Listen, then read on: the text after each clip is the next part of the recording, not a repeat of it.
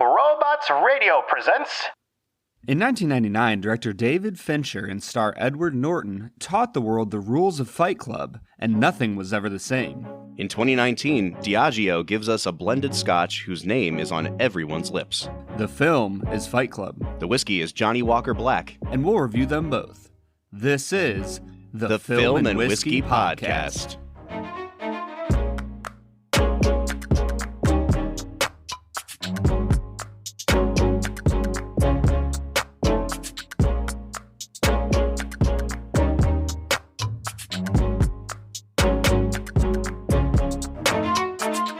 Welcome to the Film and Whiskey Podcast, where each week we review a classic movie and a glass of whiskey. I'm Bob Book. I'm Brad G. And this week we are looking at the 1999 film Fight Club.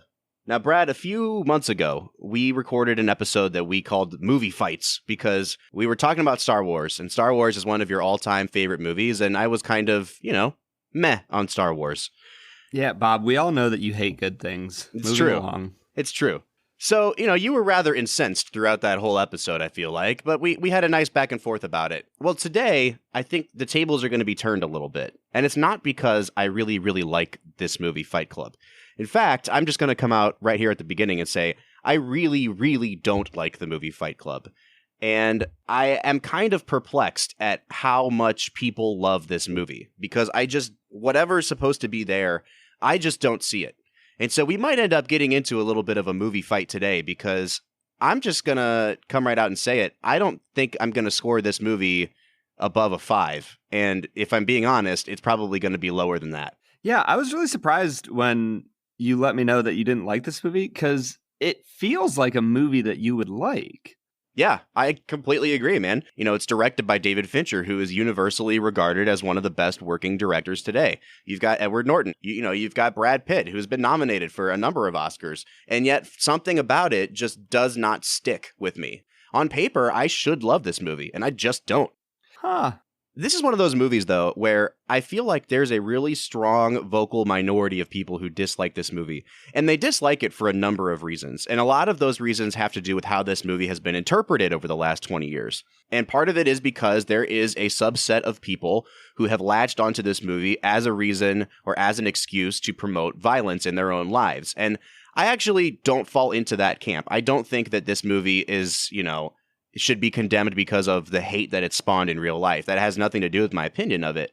But it is really interesting to me that even among, quote unquote, like cinephiles or movie critics or people who generally would be drawn to a project like this, it seems like Fight Club is one of those movies that has been made okay to hate.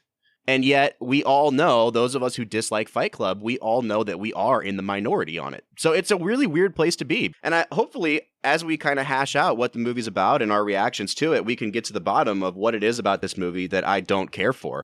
And so maybe in order to do that, we should give a little bit of background on the film and then jump into Brad Explains. What do you say? Yeah, sounds good.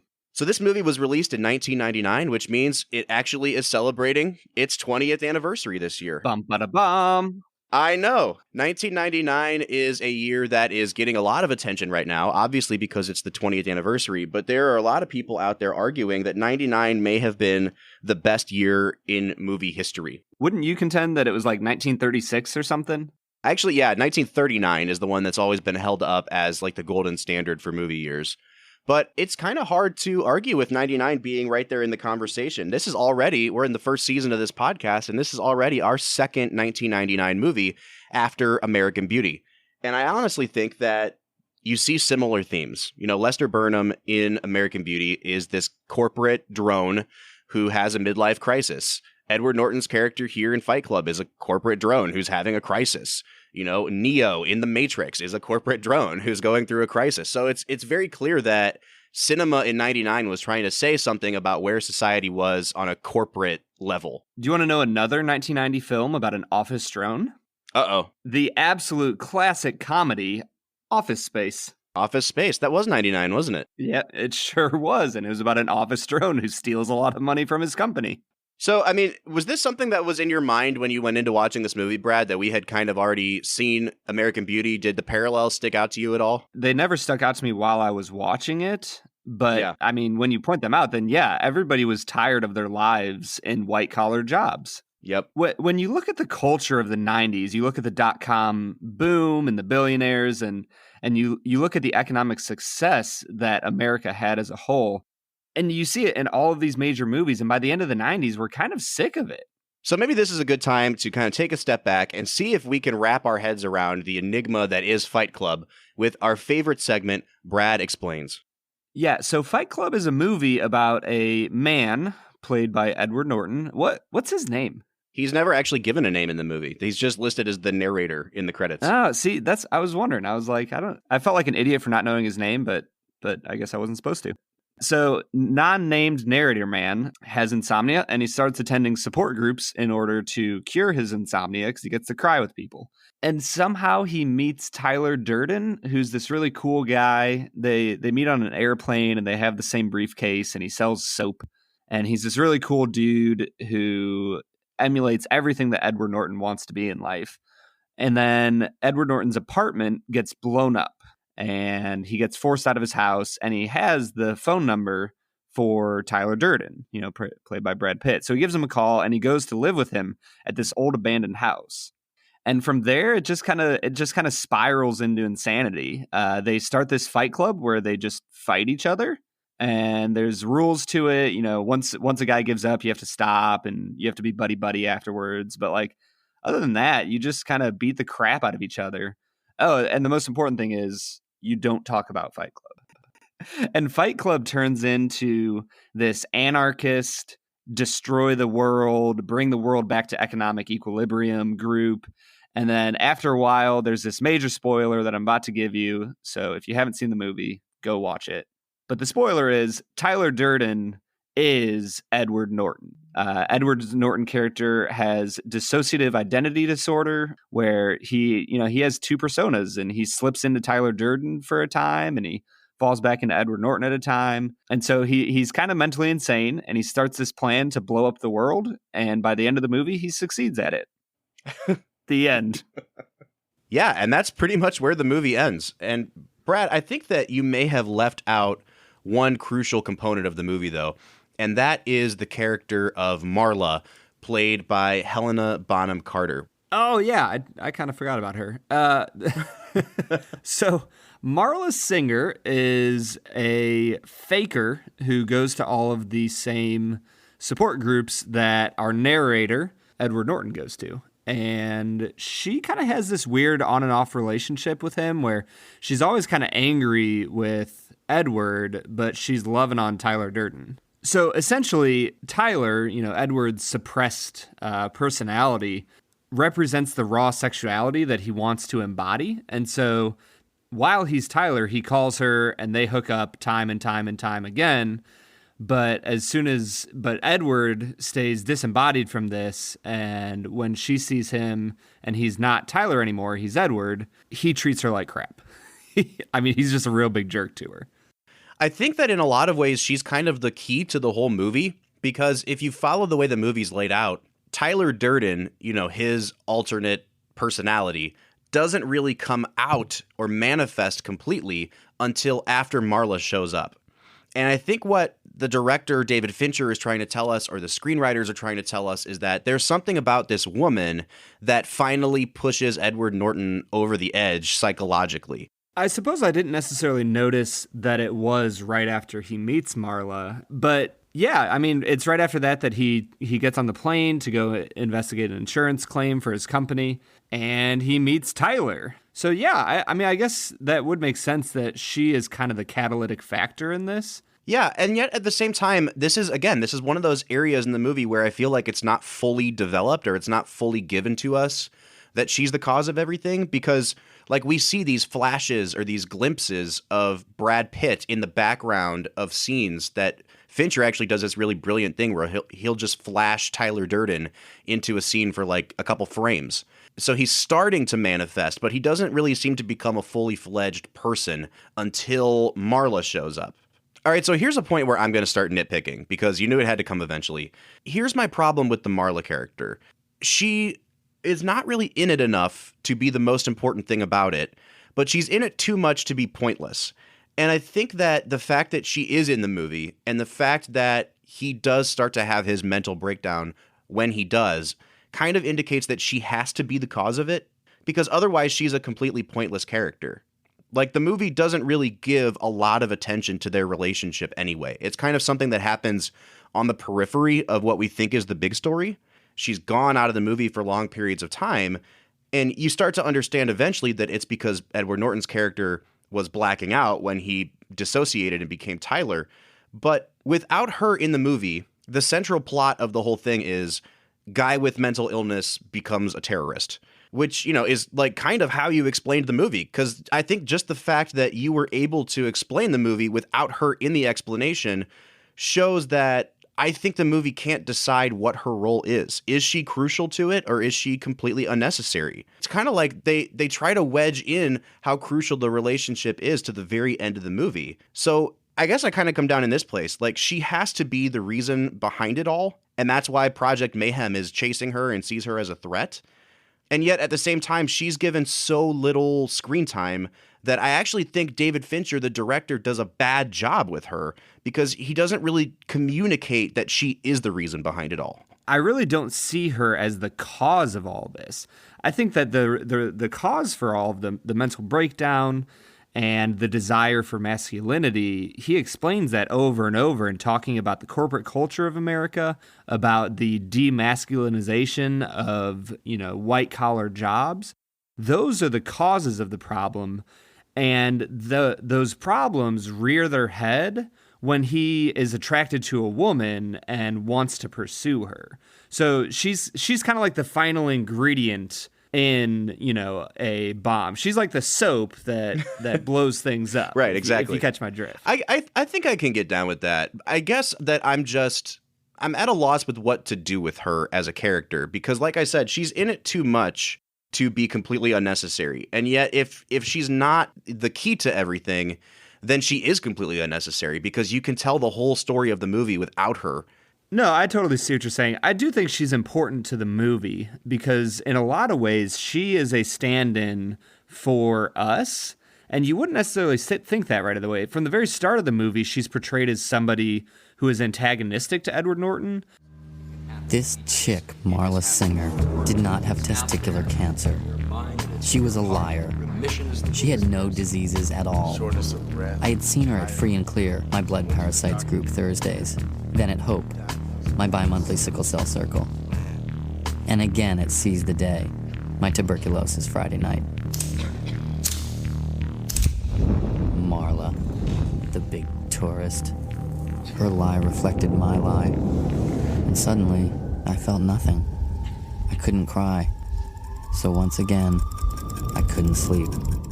But by the end of the movie, I think her disbelief and her not understanding what's happening is kind of supposed to stand in for the audience watching and trying to figure out what the heck is happening to Edward Norton. Yeah. But I would agree that you could probably tell the plot of this movie without including her. And so, yeah, maybe she could have had a more expanded role and it could have taken the movie to a higher height. So I have a lot of problems with this movie, as I've mentioned, and as you know by this point, Brad.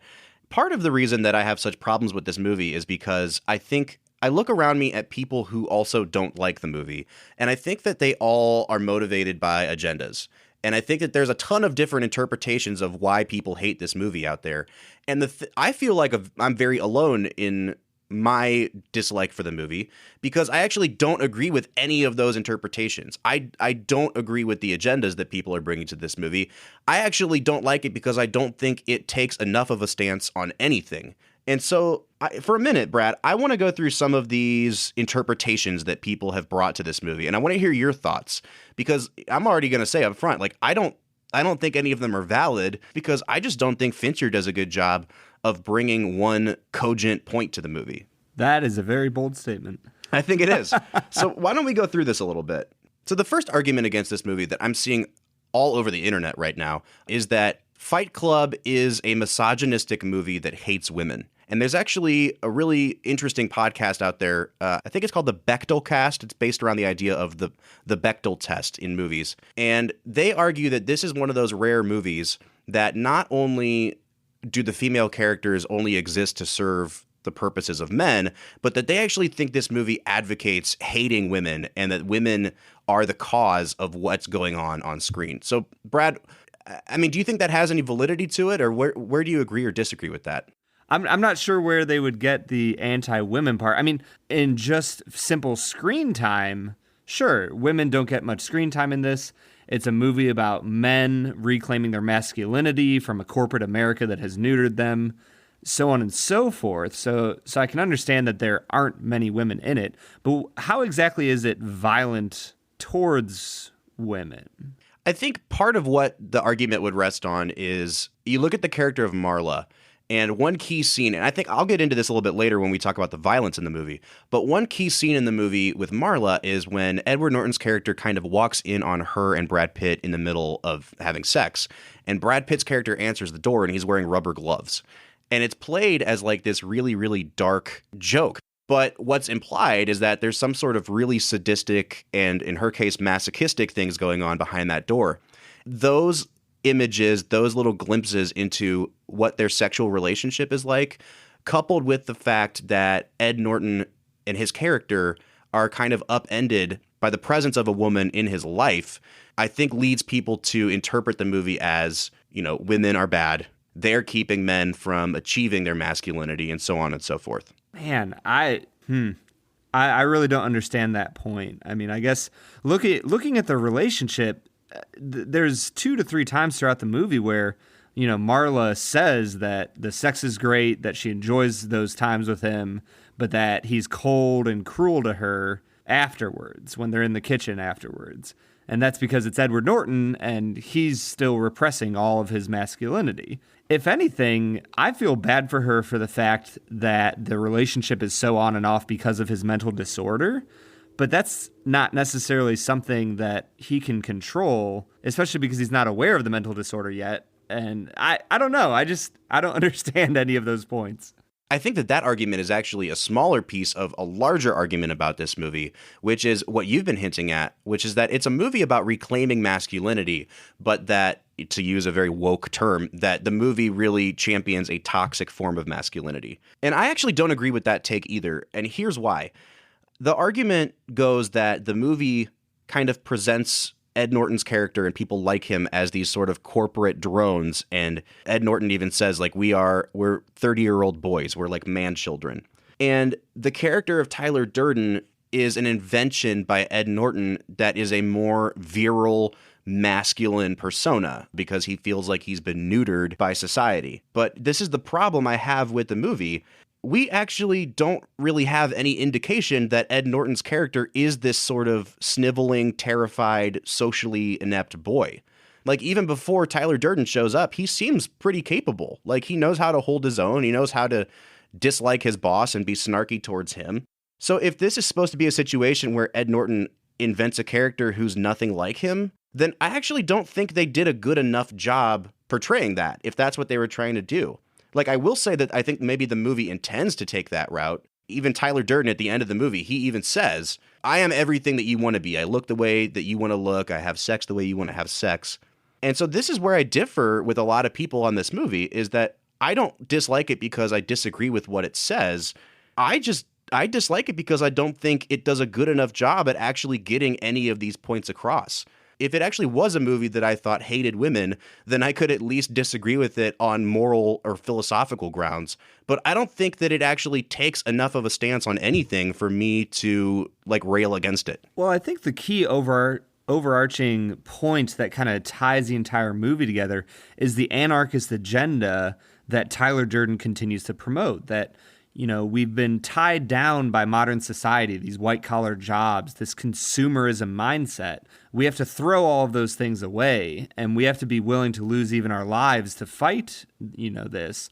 I think it kind of ties together the entire movie, even the picture of toxic masculinity. And the interesting thing is, I think by the end of the movie, Edward Norton's character would also condemn the masculinity that is proposed in the movie. Yeah, I think he does see, like, the flaw or the error in his sort of deranged thinking, because he sees how, I mean, there's no humanity behind it anymore. So I think you're right. Right. Do you think that the movie is like pro-anarchy? I think it is. I think by the end of the movie, you kind of get this sense of, even though Edward tried to stop the bombing, you see the final scene of the movie is he and Helena Bonham Carter holding hands, watching the world end around them. And you kind of get this sense that they have an opportunity to restart together. And I think that's the entire point of the movie, is that through anarchy, we each have an opportunity to reinvent ourselves, to restart our own lives. It may not be as a toxic man or as a woman who's addicted to going to support groups. And in the end, even though certain parts of the anarchy it might condemn, I think it's trying to say that anarchy is correct. You have to blow things up to restart.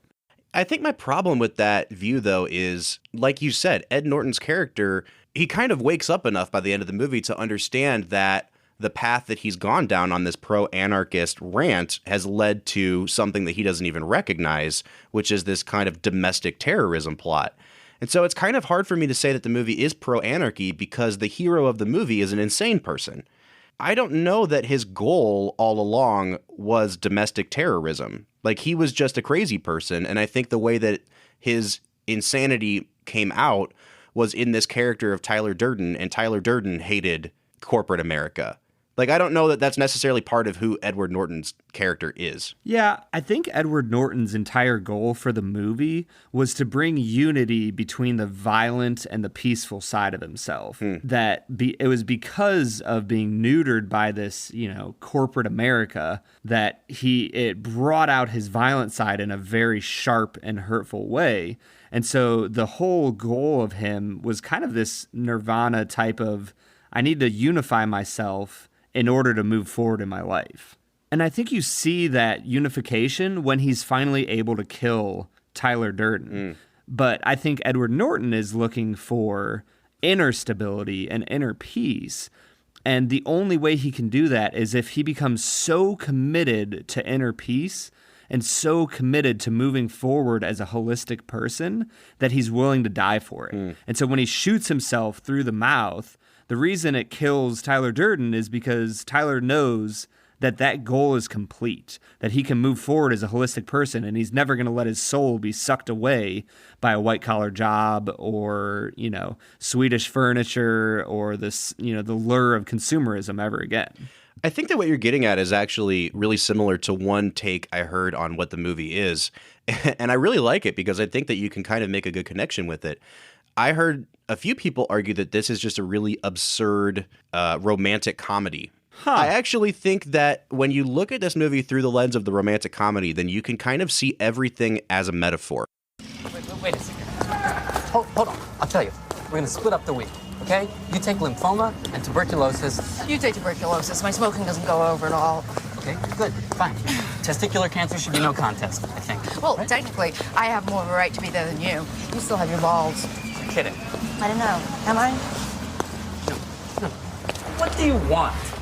Well, I'll take the parasites. You can't have both the parasites, but why don't you take the blood parasites? I want brain parasites. I'll take the blood parasites, but I'm going to take the organic brain dementia, I want okay? that.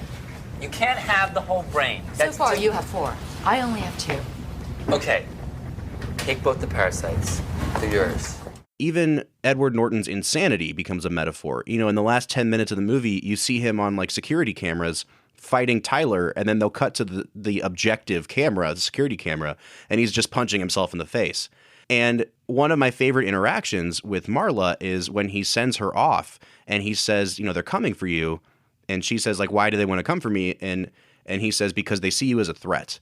And I think when you look at this as a guy who doesn't know how to interact with women, coming to terms with how juvenile he is, how violent his impulses are, how he has to kind of put his own wants and desires to death in order to be a good boyfriend, then I think this movie actually kind of works. And that's coming from a guy who thinks the movie doesn't work at all. So I think you might be onto something there, Brad. All right, so what do you say we stop at this point? I have a lot more to say on this movie, but I think in order to do that, we need to drink some whiskey. So what do you say we try this Johnnie Walker Black? Let's get to it. Hi, I'm Sebastian Azaro, and I'm inviting you to the Hidden Pixels podcast, a show exploring those gaming stories you might have missed on your first playthrough. Whether it's a side character's dark past or a small piece of information that changes the entire fictional universe, I'd like to share with story lovers and gamers alike. From Nintendo to Bethesda to your favorite indie games, we're looking at all different types of series to find these hidden stories. So join us every 2 weeks on the Hidden Pixels podcast, available on iTunes, Spotify, Stitcher, or any other podcatcher. I can't wait to share these stories with you. Thanks!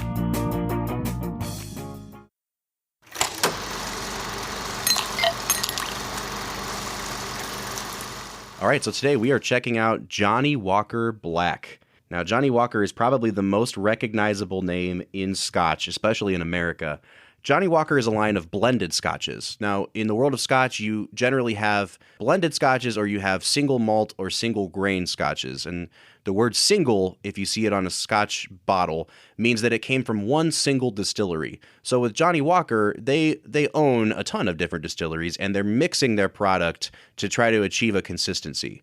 A lot of Scotch purists will tell you that they don't drink blended scotches, that they only drink single malts. But I think that you can make a good product out of blended Scotch, and Johnnie Walker is kind of proving that you can become a juggernaut with that. Yeah, as a Scotch purist myself, I'm quite disgusted that we would be drinking such a product. Such today. swill. So Johnnie Walker Black is actually the second from the bottom in the Johnnie Walker line. Red Label is their most inexpensive product. They have the black, they have a double black, and then they've got, I think, like a platinum and a green, and then the highest is the Blue Label, which for a fifth will set you back like $200 and some odd. That is a lot of money. It really is. Johnnie Walker Black in the state of Ohio will run you $37.99 for a fifth. In the world of Scotch, that's not too terrible. I know that for the bourbon world, we've talked about our categories of like $10 to $20, $20 to $30, $30 to, so on and so forth. This really is on the lower end of Scotch. So I'll tell you right now, if this has a good, flavor profile and consistency, I would probably give it a higher value score because this is a decent price for Scotch. Yeah, definitely. Well, let's get into it. Brad, what are you picking up on the nose of this Johnnie Walker Black? You get a little bit of that trademark Scotch scent, but there's a lot of sweetness. I'm getting little hints of vanilla. Mm-hmm. It's an extremely sweet smelling Scotch. Yeah, you're absolutely right. I'm not getting a ton that jumps off of this that makes me think it's unique. And that's, that comes from the fact that this is a mass-produced product. They are achieving a kind of consistency across the board. But if you gave me a glass of this and a glass of the Monkey Shoulder we had a few months ago and a glass of standard Glenmorangie 10, and you asked me to nose all of them, I don't know that I would be able to tell any discernible differences. It just tastes like a standard bottle of Scotch to me. Yeah, I would agree with you. I think there's a little bit of an ethanol smell there that you don't get with older Scotches. But overall, it's decently pleasant. I would probably give it a 6.5 on the nose. Yeah, I'm going to give it a 6. I'm not, like you said, it's pleasant. I'm not turned off by it or anything, but it is just a standard, inoffensive Scotch. Yep. Why don't we go ahead and give it a sip? Wow, that's actually pretty decent. Yeah, I'll tell you what, up front, it is really, really sweet. Like, I can't remember us drinking a Scotch that's this sweet that wasn't like a finished Scotch, like some of these Glenmorangies we've had. Yeah, right as it hit my tongue, I felt like I got a tiny hint of brown sugar. Yeah, me too. Like almost a bourbon-y flavor profile. And then on the finish, not so much the finish, but as it hits the back of your mouth, as you like move it across your palate, I get a little bit of black pepper. It's not so much an alcohol burn, but it's a little bit of spice, and a little bit of that classic butterscotch sweetness as well. I will say this is really, really thin, and it's just not very complex. It's really sweet up front, and then right when you go to swallow, you get a little bit of spice. And other than that, that's pretty much it. Yeah, I would give it a 7 on the taste. It definitely ups its game from the nose a little bit. It is a little bit thin. We're clocking in right at about 80 proof here, so it's not going to punch you in the tongue. But yeah, 7. I'm going to give it a 7 as well, and I recognize the limitations of this thing. Like you said, it's 80 proof, it's watered down, it's thin, it's not complex. This is a Scotch for the person in your life that doesn't spend a lot of money on whiskey. Like if you want to introduce somebody to Scotch, here you go. It's sweet and it goes down easy. But I'll tell you what, I like that. Once in a while, you just want to drink something that's easy to drink. And I think this fits the bill. I'm going to give it a 7 on taste. Yeah, honestly, as I'm drinking this is probably the easiest drinking Scotch I've had.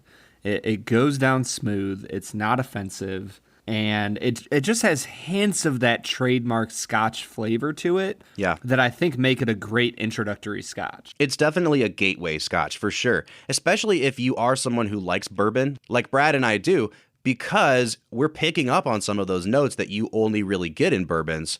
So it's this nice sort of marriage between the two. Brad, what do you think about the finish on this? The finish is beautiful. Like you said, there's that little hint of spicy, kind of peppery smoke. My struggle with the finish is that I'm not getting any of the trademark Scotch dragon breathing fire smokiness Right. that I want. And so I'm going to lower my finish score to a 6 because it finishes nicely. It doesn't sit on the palate for too long or anything like that. But man, I miss that smoke that I want to breathe. Yeah, this is definitely not a peated Scotch. I'm actually going to give it a 7 on the finish, and here's why. I think Brad and I have both indicated that, like, if we had to pick between a super long finish and a super short finish, like, we would rather have the one that disappears quickly. Just because if you drink a rye that's super potent, that flavor is in your mouth for way too long. This finish disappears really quickly. There's a little bit of spice. It doesn't last very long, but it's pleasant. And it leaves you wanting to drink more. And I think that says a lot about this whiskey. So I'm going to give it a 7 on the finish. What do you think about balance, Bob? Yeah, so overall balance, we're talking about the nose, the taste, and the finish together. I actually think this should score really highly, Brad, because nothing really stood out in a bad way. With some of these lower proof bourbons and the mass-produced quality of them, sometimes we have a really harsh nose or the finish is really gross, but everything was pleasant all across the board. And I think that's actually saying a lot. You know, as I nose this again, it reminds me a little bit of the Redbreast 12 that we drank during the Amadeus episode. And at that point, I actually said that Irish whiskey reminded me a little bit of Scotch because it had some smoke to it. And I think this is a Scotch that reminds me of Irish whiskey. It's very bright. It's light on the palate from beginning to end. It's just an enjoyable experience. So I'm going to give it an 8 on balance. Yeah, I was actually thinking the exact same thing, that it does remind me of the Redbreast. It has that nice bright, tones to it. I'm really enjoying it as well. I'm going to give it a 7.5 on the balance. I think it's really solid. 7.5. Okay. And that brings us to our last category. And again, that is value. Now, we've already stated that this fifth of whiskey will put you back $37.99 in our home state of Ohio. It may be higher or lower depending on where you're listening. Brad, what do you think of this at the price point of $38? I think that's a really solid value. Like I said at the start, this is on the lower end of the Scotch spectrum. I mean, if you're looking to get an above average to solid Scotch, you're going to spend $80 to $90. So if you can spend just under $40 and get something that is an easy sipper, something you can introduce your friends to and share easily without worrying about your wallet, I think this is a solid value. I'm going to give it an 8 on the value. So I actually really struggle with doing value on Scotches because I think in the world of bourbons, for the most part, bourbons are still pretty fairly priced. And with Scotches, I just don't think they are. Your cheapest Scotches that are just absolute bottom dweller swill, those are never going to be higher than a $15 per bottle price point. But your first decent Scotch is really going to set you back about $40. And I really struggle with that price point because you can get a darn good bourbon for $25 or less. And I hate to compare across markets, but this is where I struggle with the value is, are we measuring how fair the market is? Are we measuring, how does this fit in when you know that all Scotches cost $40, so for this to be $38 is a good value? I don't know if I can give it a super high score. I struggle with paying that much money for what is at best a mid-level whiskey. So I'm going to give it a 6 on value. I suppose when you talk about it that way, I can understand why you give it a 6, but I guess for me, I'm trying to just give it a score based on the whiskey market as it is. Yeah. Scotch is going to be more expensive. Would I like for that to not be true? Yes. Do I think that you're right, that it's overpriced? Yes. But based on how much Scotch costs nowadays, I would say that $37.99 is a decent value. You know, being on some forums online and seeing people talk about the way that bourbon pricing has gone up exponentially just in the last 5-10 years, you start to hear about the idea of a price bubble. And all of the advice that I hear is don't buy bourbon at secondary prices. If someone is jacking a bottle of Weller Antique up to $150, the market response is just don't buy that, because the more you do it, the more you encourage prices to go up. And so I think in the spirit of Fight Club and anarchy, I want there to be a market correction on whiskeys costing this much, because if you just put a glass of this in front of me and said, is this a $40 whiskey? I would say absolutely not. And just because the market right now says all whiskeys should be $40, I don't think that means that we as consumers need to pay that much out of pocket for it. So I can't go higher than a 6. Call the National Bank of Scotland. Robert Book from the Film and Whiskey podcast has announced that the price of scotch will come down. Break the bubble. That's right. Hashtag break the bubble. All right, Brad, what are you coming out to as a final score on Johnnie Walker Black? My final score is a 35, Robert. And my final score is a 34. So that's putting us out to a 34.5 or a 69 out of 100. So yeah, we're in between like that 2/3 and that upper quarter mark. And I think that's a pretty fair place for this to be. This is not an exceptional whiskey, but I'm actually way more impressed with this than I thought I would be. Yeah, I think this is a solid scotch. But I will say it pales in comparison to the perfection that David Fincher brought about with his movie Fight Club. Oh, I don't know about all that, Brad. I think we're going to have to argue it out. Let's get to it.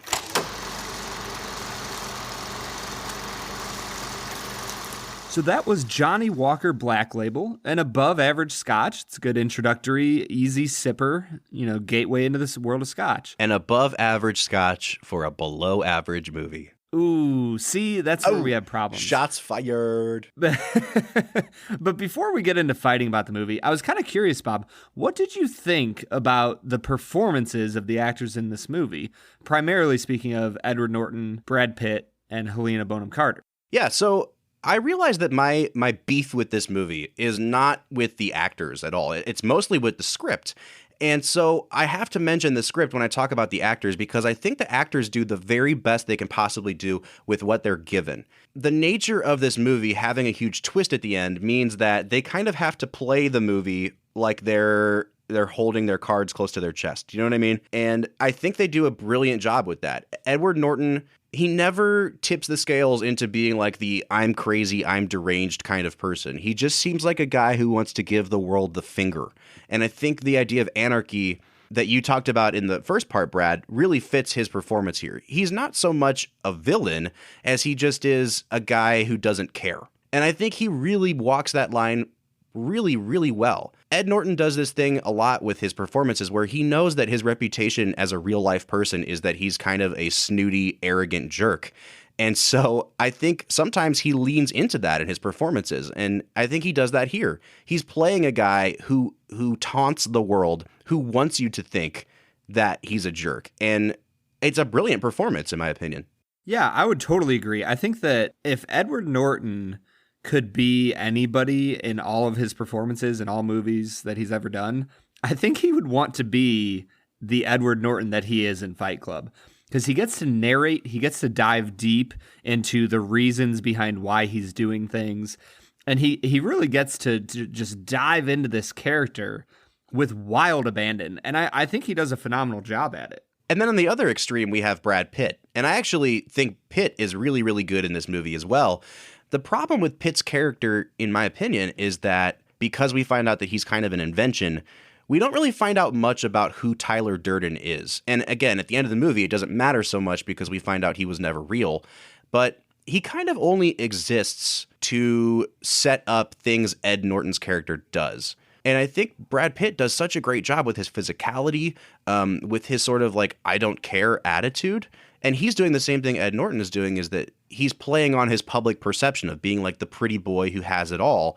And it's a really smart and clever way to lean into the character.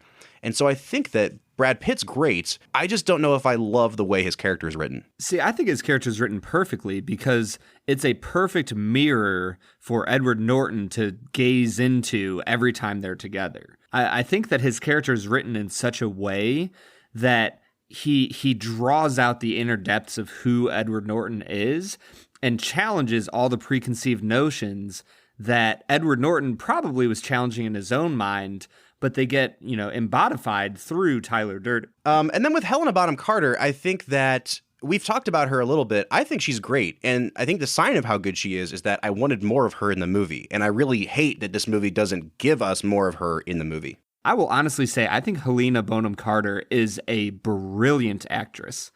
She, in every role that I ever see her in, she throws herself with passion and vigor into what she's doing. And I would agree, there's a part of me that wants more of her in Fight Club. But I think the reason we don't see more of her is because this isn't about her journey. Sure. This movie is wholly about Edward Norton's journey to find unity in his soul. And granted, I think she's a big part of that and perhaps could have been given a bigger role in the movie to show what her part was in that. But she really is one of the storylines that comes to define Edward Norton's life. And I think that actually makes a perfect segue into the next thing I want to talk about, because you said that this is a story of Edward Norton's sort of quest for redemption for his soul. And that leads me to the question of the violence in the movie. I don't think we can really go any farther without talking about how violent of a movie this is. And it's not violent in the sort of like war epic way or the Quentin Tarantino way where people's heads are getting blown off. But it's about what fists can do, and it's about what attitudes can do. It's just a violent movie all around. And I guess my question is, does the violence in this movie have a purpose? And I started thinking about this, and I thought of a few scenes in the movie that stuck out to me that I keep thinking about afterwards. And the first one is where Edward Norton shows the guy in his office the mouthful of blood that he has from the fights, and how he's showing off how masculine and how much he doesn't care through blood. And obviously, all of the Fight Club scenes are incredibly violent. The domestic terrorist plot, the blowing up of buildings, is a violent act. But I think most importantly, the scene that I struggle with the most, and I want to come back to it, is that sort of rubber gloves scene with Marla, because it's played as a really twisted joke.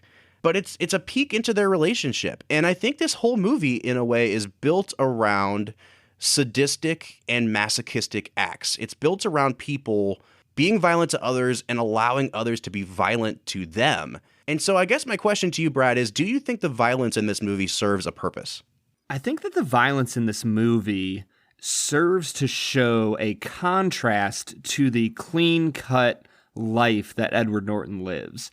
That there's this kind of understanding in the American culture that death isn't a normal part of our lives, that we don't often see violence, we don't often see blood, we don't often see these terrible things.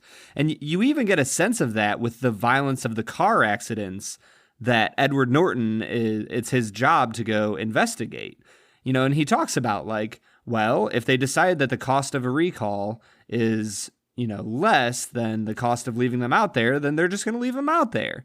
And so why would they ever do a recall if, who cares if people are actually dying? And so you kind of get this sense right from the start that white collar corporate America has a complete disconnect from violence, from blood, from death.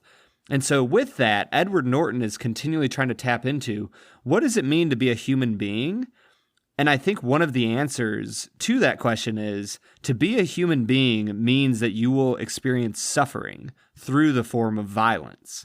And so throughout the movie, you continually get these reminders that violence is not an antithesis to the human being. It's actually a very core component to who human beings are at this point in our, evolution. Yeah, I actually agree with almost everything you're saying. And I think that if we're going to go down this road of how to interpret the violence in the movie, and we go with your interpretation that the movie's about Edward Norton getting his soul kind of redeemed, then I think in a way the violence in this movie has that sort of effect. It's almost like this purifying force. And when you watch the movie, I think the thing that stood out to me this time around watching the film is how much the violence isn't about inflicting it on others, but allowing it to be inflicted on yourself.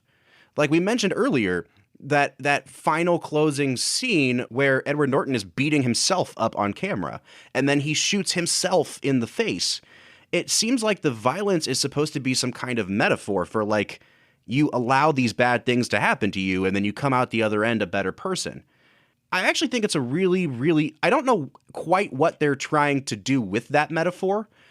And it seems like the whole ethos of the Fight Club itself, the rules that they put in place, are like being zen enough to allow yourself to get beat up. Like, I think back to that montage where the guy's spraying the priest with a hose, and like that whole challenge was like, go incite somebody and then let them beat you up.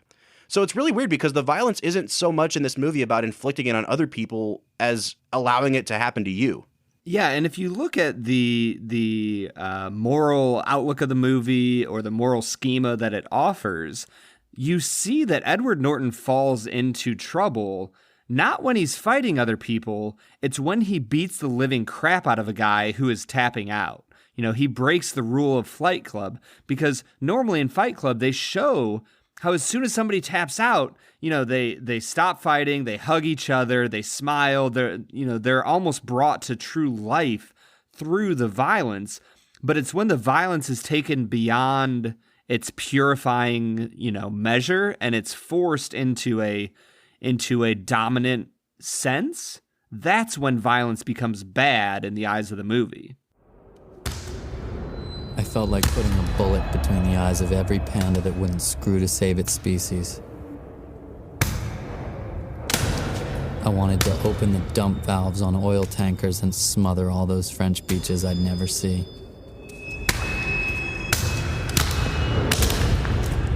I wanted to breathe smoke. Yeah, I completely agree. And I had that scene circled as well. He broke the moral code, which is Fight Club is less about taking your frustrations out on the world as it is about allowing those violent impulses to make you someone better. But here's where I struggle with the movie. And I do think that David Fincher, being a fantastic director, I can't let him off the hook because I think that he just muddies whatever point he's trying to make here. Because the last act that we see in the movie is the buildings getting blown up, and that is an act of violence upon others. Now, they might try to justify it in that it's against corporate America, but I really struggled with the end of the movie and how to frame that in the larger context of what they were trying to argue. I think one of the key components of that, though, is the fact that they say not a single person is supposed to die in these. We Right. control the security. Nobody's going to die. We're literally just trying to strike a blow at the system, at the man, and not any individual human being. Because I think, if anything, when you look at the agenda of the movie, it wouldn't say that there are any bad human beings. There are simply sleeping human beings who have been lulled into this false sense of security by the world, and that what we need is to wake all these humans up. Yeah, I get that. The thing I keep coming back to with this movie is that every single angle that it tries to take, it just doesn't stick the landing on. Like, is this a movie about repressed masculinity? Is this a movie about men's inability to interact with women? Is this a movie about corporate America? Is it a satire of corporate America? Is it about violence? Like, it never really takes a stance on any of these things.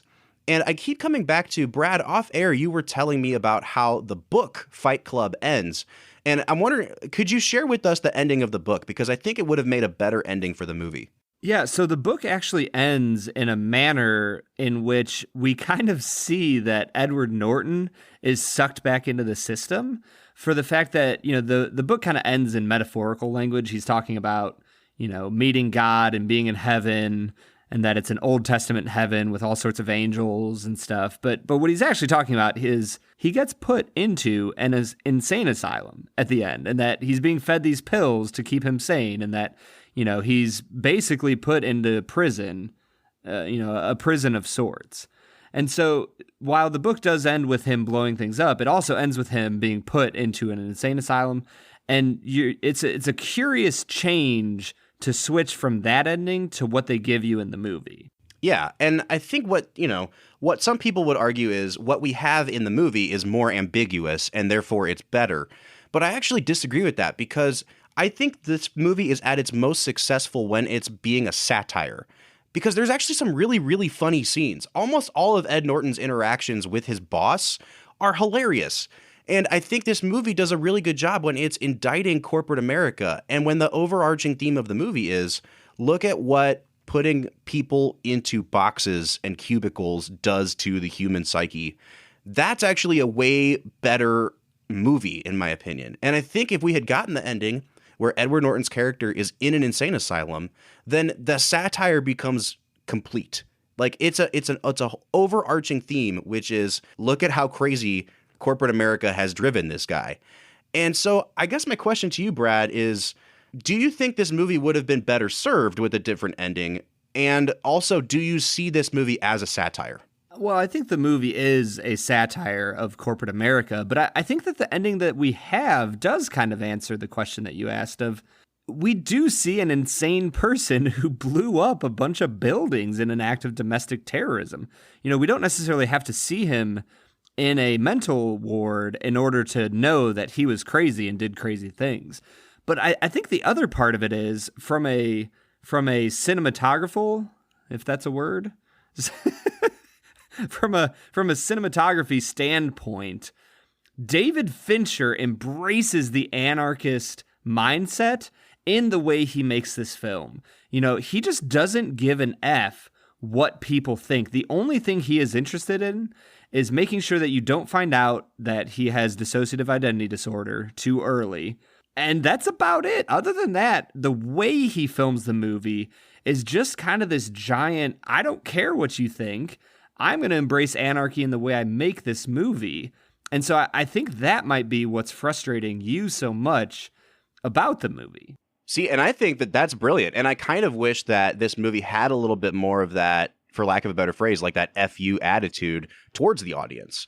And I think that what really is so frustrating is that I can see in this movie a great movie. And it just, the choices that were made from a director's standpoint, the choices that were made from a plotting standpoint, and the way that the twist was handled, I think that it just muddied up what this movie was actually trying to say. And, you know, the author Chuck Palahniuk, the way that he got the idea for Fight Club, and I read this on the internet, so take with this what you will, but he got the idea for Fight Club because he had gotten beaten up like on the street. And then the next week when he went to work, he noticed that even though his face was black and blue and he had cuts and stuff all over his face, nobody would even mention to him like what happened to your face. And instead they would just fall back on the standard like, oh, how was your weekend? And he thought it was so funny and so ironic that this guy could be standing in the middle of corporate America with a face full of blood, and that we have been so brainwashed and conditioned to just not even respond to it, that was the impetus for Fight Club. And I thought that is such a cool idea for a book, for a movie. And I wish that they had leaned a little heavier into the hypocrisy of corporate America aspect of things and less into the weird sexual dynamic, less into the soap making and terrorist plots and things like that, because I feel like what they were going for here was a satire, and it could have been a great satire, and they just didn't quite stick the landing. You can look at it as, yeah, he's being an anarchist, and I actually see it the other way, which is Fincher is known for being such a meticulous, demanding director, and I think this is one of those rare instances where he was just a little sloppy. You know, and when you look, I don't think that a filmmaker should be held responsible for the way his or her work is interpreted, right? Like, it's not his fault that people read this movie and think that it encourages violence. It's not his fault that, like, a generation of bros out there thought Fight Club was the coolest thing because they think it advocates violence. But I also think it's a little bit of an indictment of him as a filmmaker that he wasn't able to make whatever point he was making clearly and cogently enough that we actually see very clearly that this is not an encouragement of that. Does that make sense? I mean, it kind of does. I just think that the goal of the movie was to show the descent into madness that Edward Norton goes through. And so in a lot of ways, we see that through the lens of anarchy. And so I don't think Fincher wants to give us a streamlined picture of Project Mayhem, of Fight Club, of any of that. I think he wants to give you that picture through Edward Norton. And he announces that at the very start of the movie when he's talking about insomnia. And he says, you know, I never know when I'm awake or when I'm asleep. I'm always struggling to know what time zone I am in. I'm always struggling to figure out, where I'm going, or why am I suddenly at work? And I think that you kind of get those concepts embodied in his film style. Yeah, and I think part of that is the decision to make it be told through the point of view of an unreliable narrator. I'm sure this worked really, really well in the book, but I don't think that Edward Norton is presented as unreliable enough that people didn't watch this movie and think that he's some sort of hero. And so that's kind of the danger to me. It's kind of the same thing we see with Martin Scorsese in the way that he portrays, the protagonists of his movies. When you're not reading the themes of the movie, when you're not understanding that, no, actually violence is bad and that this movie is not encouraging it, then it becomes really easy to think, oh, this is encouraging it because it's not condemning it. And so, like I said, I don't think we should hold Fincher responsible for people not being able to read deeply enough. But I also think that it's uncharacteristic for him to put together a movie that comes across this sloppy. See, I guess I don't see exactly where you're saying that it's sloppy. What in what ways, like what scenes, what exactly would you say makes this movie sloppy? Because in my mind, I feel like this is a very tightly wound movie that moves sharply from scene to scene. So this might be a really good segue into our final scores. Here's why I dislike this movie so much. I have kept my cool about this movie throughout the podcast. Not because I don't hate this movie. I just don't think it's that good. And I don't understand why people like it so much. And the reason I say that is we find out at the end of the movie that Tyler Durden isn't real.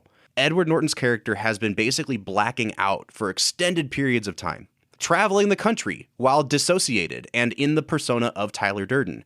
And it sort of helps explain the fact that throughout the whole movie to this point, there have been huge jumps in the narrative.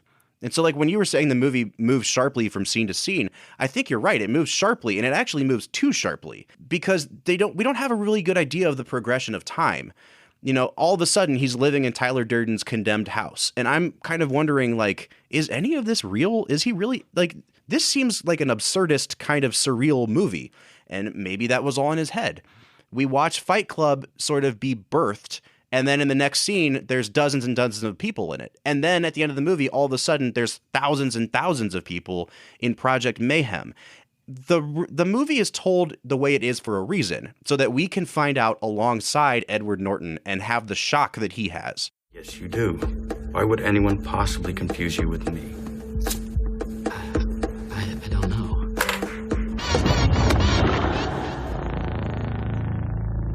You got it. No.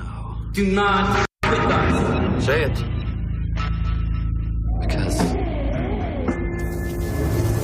Say it. we're the same person. That's right. We are the all singing, all dancing crap. I don't understand this. You were looking for a way to change your life. You could not do this on your own. All the ways you wish you could be, that's me. But I think that's a gamble that just doesn't pay off, because I got to the point where I was like, what is happening in this movie? Why aren't we being given any information? And when we got to the end of the movie and the big reveal is given, it just didn't justify to me what I felt like. I felt like I was being tortured watching this movie. Like I was being punished as a viewer. And David Fincher was purposely withholding any key bit of information that would have made the movie make any sense. And so when they finally throw us a bone at the end of the movie, it wasn't enough to satisfy the 1.5 to 2 hours I spent being confused up to that point. We have to wait so long in the movie to get the twist that by that point, I didn't even care how the movie ended. I was just like, none of this makes sense. There are huge gaps in logic. There are huge gaps in the plot. And I know how it ends because I've seen it before. And I still don't think that it explains away all of the problems with the plot mechanics. The twist just doesn't work for me the way that like The Sixth Sense works. Yeah, see, that I think that's where we're going to find our final disagreeing point. What you're saying kind of reminds me of another movie that I watched called The Pursuit of Happiness. Yeah. And in that movie, everything about that movie is super depressing and super sad. And then at the very end of the movie, you get one little uplifting thing that's supposed to make up for all the depressing crap that went on for the other 3 hours of the movie. And it just wasn't enough. It didn't make the movie good for me. So would you say that's pretty much what you're saying is for Fight Club. All the suspense, all the drama, all of the confusion isn't worth it once you find out that he has dissociative identity disorder. Yeah, that's exactly what I would say. And I would take it one step further to say that I didn't even feel suspense or drama because we need information as the audience to feel suspense. You know, we talked about what suspense is in our Vertigo episode with Hitchcock. The audience gets in suspense when they know something that the characters don't. And that's not the case here at all. And in fact, the audience is the last people in the movie to find out what's going on. And I really hated the fact that it wasn't even like they left us breadcrumbs that we could put the whole puzzle together. It was literally like an exercise in, haha, I gotcha. This was all fake all along. And I really strongly dislike this movie, Brad. Man, and that's where literally everything you just said, not only do I think it's wrong, I think it's objectively wrong. Yeah, I think that most of the world disagrees with me. And so most of the world is going to hate me when I say this, but my final score on the film Fight Club is a 3.5 out of 10. Oh, Bob, man. I just think that it's a movie that doesn't execute what it sets out to do. It's a mess. It's a muddled mess of a movie. And because it has talented people behind it, doesn't make it a good movie. And I think they really could have trimmed it up. They could have edited it to reflect more of the satire elements. And this probably could have been a movie that I'd give an 8.5 to. I genuinely don't understand how you come to that point. Because especially, this is my third time through watching the movie. I do think there are a massive amount of breadcrumbs that even I remember the first time I watched the movie, I remember seeing the single image, flash in of Brad Pitt when he sees Marla, and little things throughout the movie that as soon as they revealed that he had the dissociative identity disorder, I was like, oh, like that's what's been going on. When Tyler's at the bottom of the stairs and he says to him, hey, don't you talk to her about me. Don't you dare talk to her about me. All of a sudden that clicks in your brain and you go, oh, like that's what was going on. That's why he was, just staring in a bed while Tyler was having sex with her. Right. But and so I don't think that there's no breadcrumbs. Like there's definitely breadcrumbs that reveal that Tyler's not real, but they still don't explain the meaning or the plot of the movie. Like what is it all for? What's it all about? And I think that's the frustrating thing is like, it's almost like the twist is a distraction. And David Fincher's kind of like, here, if I do something clever and make you see that this guy was crazy and Tyler Durden wasn't real, then I don't have to put the effort into actually explaining the meaning of all of it. Like, I still wonder why we went through what we went through. What was the point? Is it a movie about masculinity? Is it a movie about violence? What is the movie about? And I don't think that just tacking on a twist ending actually makes the movie have a point. It's just not worth my time, I think, to go back and revisit this movie again and again. It's a 3.5 for me. Bob, I think that you are clearly experiencing some sort of trauma and that you need to experience the spiritual unity that Edward Norton finds by the end of the film. I need to start a Project Mayhem. I think you do. I will be the first one to sign up. But first off, I have to give this movie an 8.5 out of 10. 8.5? Yeah, I think there are issues with it. It's not a perfect movie. There's stuff going on with it.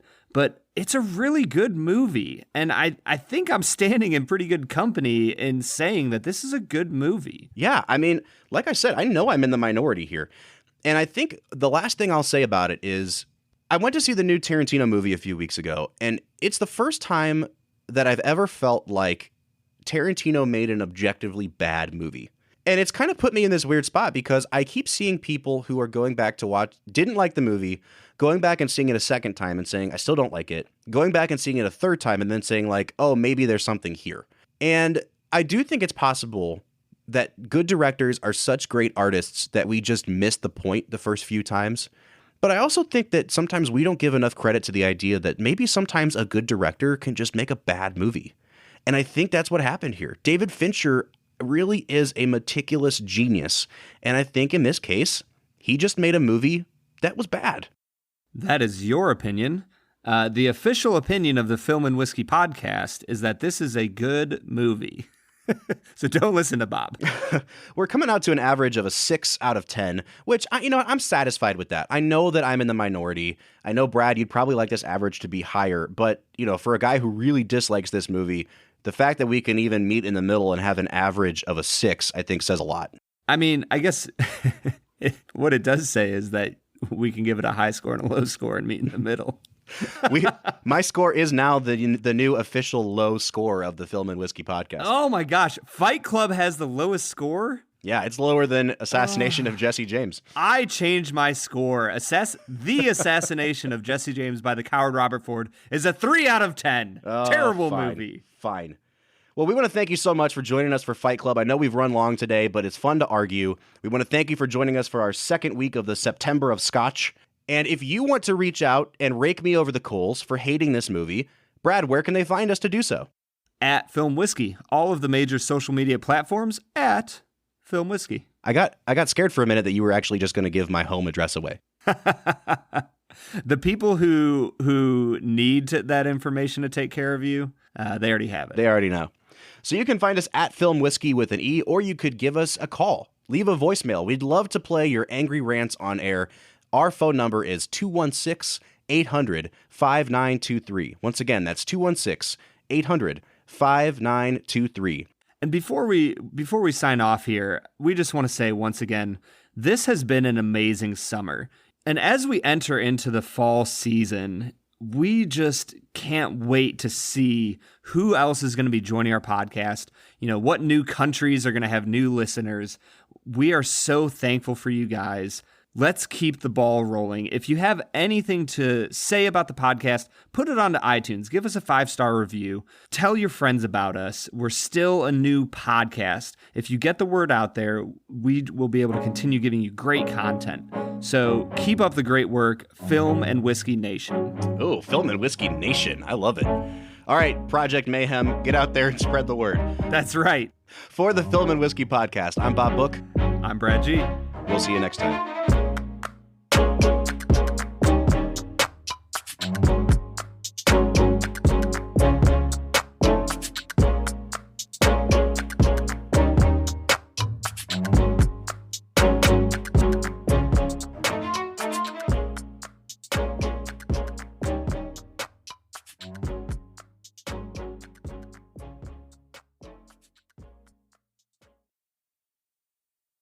But they get, embodified through Tyler Durden. Did you say embodified?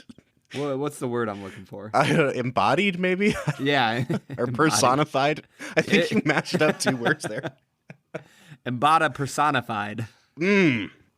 That's what I was doing. You want to correct it, or you just want me to leave that in the podcast? Nah, just leave it. Let's keep going. Perfect. All right. Have you given Robots Roundtable a shot yet? This is the new show where the hosts from the Robots Radio Network podcasts, all of your favorite hosts, get together every week and they talk a little bit more deeply about some of the things going on in the games and the things that they're enjoying recently. So if you're looking for a fun show talking about games, entertainment with all of your favorite hosts, and also a really wacky competition at the end of each episode, give Robots Roundtable a shot. It's available on iTunes and Spotify and basically everywhere.